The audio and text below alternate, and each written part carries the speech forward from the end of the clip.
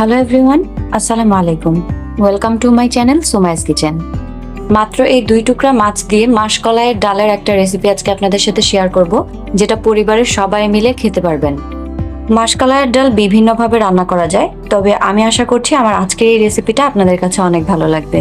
আর রান্না করার প্রসেস খুবই ইজি, যেটা কিনা সবাই রান্না করতে পারবে। তো চলুন তাহলে রেসিপিটা দেখে নেওয়া যাক। নেসেসারি ইনগ্রিডিয়েন্ট হিসেবে এখানে আমি নিয়ে নিয়েছি হাফ চা চামচ পরিমাণ রসুন বাটা, আর আদা বাটা নিয়ে নিয়েছি হাফ চা চামচ পরিমাণ।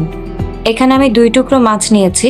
এর মধ্যে থেকে মাছের যে মাথাটা, এটা ইলিশ মাছের মাথা, আর মাছের টুকরোটা যেটা দেখতে পাচ্ছেন সেটা হচ্ছে আইড় মাছের টুকরো। এটা মনে রাখবেন, মাছ যদি টাটকা হয় তাহলে কিন্তু আপনার ডাল মজা হতে বাধ্য। তাই মাসকলাইয়ের ডাল রান্না করার ক্ষেত্রে অবশ্যই টাটকা মাছ ব্যবহার করবেন। এরপরে আমি একটা পাতিলে 1 কাপ পরিমাণ পানি নিয়ে নিয়েছি, আর এর মধ্যে মাছ দুটো দিয়ে দিচ্ছি। সাথে দিয়ে দিয়েছি আদা আর রসুন বাটা। এবারে দিয়ে দিচ্ছি পরিমাণ মতো লবণ, দিচ্ছি সামান্য একটু হলুদ গুঁড়া, আর মরিচের গুঁড়াও একদম সামান্য পরিমাণ দিয়েছি। যেহেতু ডালটা আমি কাঁচা মরিচ দিয়ে রান্না করব, সেক্ষেত্রে কিন্তু মরিচের গুঁড়া এর থেকে বেশি দেওয়ার কোনো প্রয়োজন নেই। এবার আমি একটি তেজপাতা মাঝখান থেকে ছিঁড়ে দিয়ে দিয়েছি। সবশেষে দিয়ে দিচ্ছি একটা পেঁয়াজ কুচি। এবারে মাছগুলো ভালো করে সেদ্ধ হয়ে যাওয়া পর্যন্ত এটাকে জাল করে নিব। এখানে মাছগুলো সেদ্ধ হয়ে যাওয়ার পরে আমি একটা বাটিতে উঠিয়ে নিয়েছি। উঠানোর পরে কাটা বেছে নিয়েছি। যদিও আইড় মাছে তেমন কাটা থাকে না, আর ইলিশ মাছে যেহেতু অনেক কাটা থাকে, আমি সেটা বেছে নিয়েছি। আর মাছগুলোকে হালকা একটু হাত দিয়ে ভেঙে দিবেন। আর আপনারা কাঁটাযুক্ত মাছ দিয়ে যদি রান্না করেন, সেক্ষেত্রে কিন্তু অবশ্যই কাটা বেছে নেবেন। এবারে যে মশলা দেওয়া পানিটাতে এগুলোকে সেদ্ধ করেছিলাম, সেখানে আবার দিয়ে দিয়েছি। এই পানিটার সাথে কিন্তু আমি পরে আরও পানি অ্যাড করে এই ডালটা রান্না করে নিব। মাছ দেওয়ার পরে এবার আমি দিয়ে দিব ডাল। 1 কাপ পরিমাণ মাসকলাইয়ের ডাল 1 কাপ পরিমাণ পানি দিয়ে আমি 15 থেকে 20 মিনিট পর্যন্ত ভিজিয়ে রেখেছিলাম।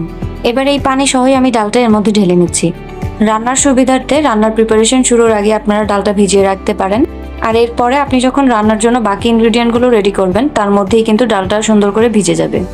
ডাল দেওয়ার পরে আমি নর্মাল পানি এখানে আরও 2 কাপ পরিমাণ অ্যাড করে নিচ্ছি। আপনারা যদি কম বেশি রান্না করেন, সেক্ষেত্রে কিন্তু অবশ্যই পরিমাণ বুঝে তারপরে পানি অ্যাড করবেন। ডালটা আমি একটু খুব ভালো করে নেড়ে দিয়েছি, যেন এটা নিচে বসে না যায়। আর বলক আসা পর্যন্ত মিডিয়াম টু হাই ফ্লেমে জাল করে নিব। যখন কিছুটা বলক চলে এসেছে, আমি এখানে 1 চা চামচ পরিমাণ ধনিয়া গুঁড়া দিয়ে দিচ্ছি, আর দিয়ে দিয়েছি হাফ চা চামচ পরিমাণ জিরার গুঁড়া। মশলাগুলো একটু মিশিয়ে দিচ্ছি, আর ডালে ভালো করে বলক আসার পরে মিডিয়াম ফ্লেমে রেখে ডালটা পুরোপুরিভাবে সেদ্ধ হয়ে যাওয়া পর্যন্ত জাল করে নিব। আমি অন্য একটা চুলায় একটা প্যান বসিয়ে নিয়েছি। ডালের ফোড়ন রেডি করার জন্য এই প্যানে আমি পরিমাণ মতো তেল ঢেলে নিচ্ছি।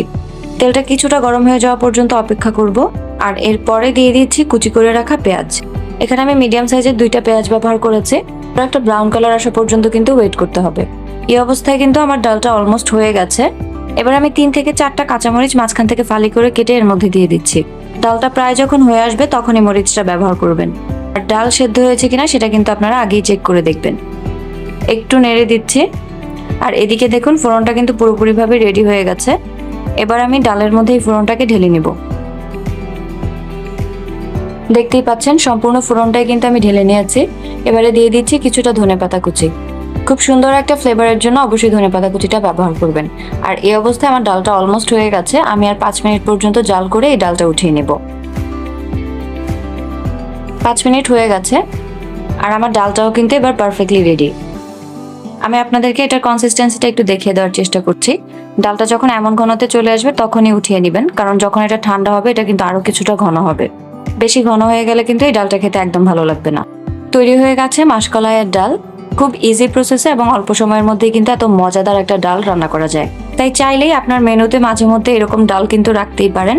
এটা খেতে সবাই অনেক পছন্দ করবে। আমার আজকের রেসিপি আপনাদের কাছে কেমন লেগেছে সেটা অবশ্যই কমেন্ট বক্সে জানাবেন। দেখা হবে আবারও নতুন কোনো রেসিপি নিয়ে। আল্লাহ হাফিজ।